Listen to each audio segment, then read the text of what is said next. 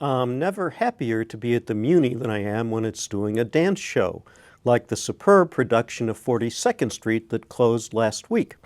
Choreography blossoms more thrillingly at the Muny than anywhere else I can think of. And it doesn't matter where you're sitting, distance just makes it easier to see the big picture. And what a wonder the dancing was in 42nd Street, thanks to director-choreographer Dennis Jones. He could not have asked for a more capable or flexible ensemble to realize his vision in the many numbers that spread out across the Muny's enormous stage. I'm sure Jones knew how remarkable the ensemble was because he gave it the final spot in the curtain call. It was the first time in my experience that the ensemble took its bow after the leads, and perhaps to prove this honor was deserved, the ensemble proceeded to top itself with an encore on the stairs. The leads were no slouches either. Schuler Hensley embodied the intensity of the legendary Broadway producer Julian Marsh, who was out to reestablish himself at the top of his game after suffering great losses in the crash of 1929.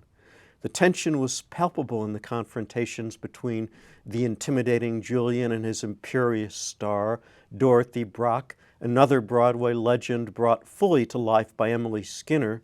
She was especially fine in the shadow dance and in the scenes where Dorothy exposes her vulnerability with her lover, Pat Denning, played by Joey Sorge.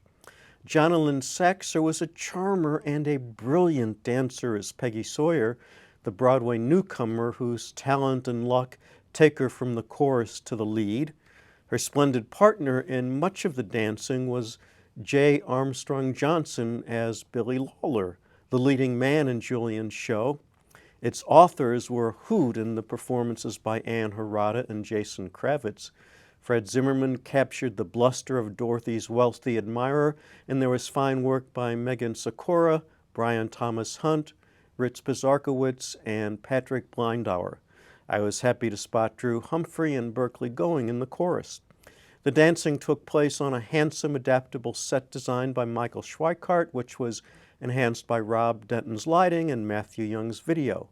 I particularly liked the 3D effects in the excerpts from the film of 42nd Street during We're in the Money.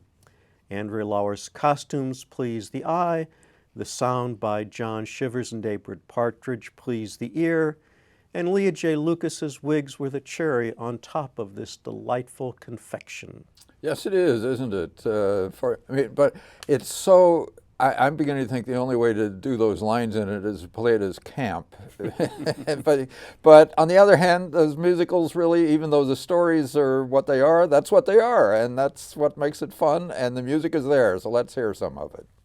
Hear the beat of dancing feet. It's the song I love, the melody of 42nd Street.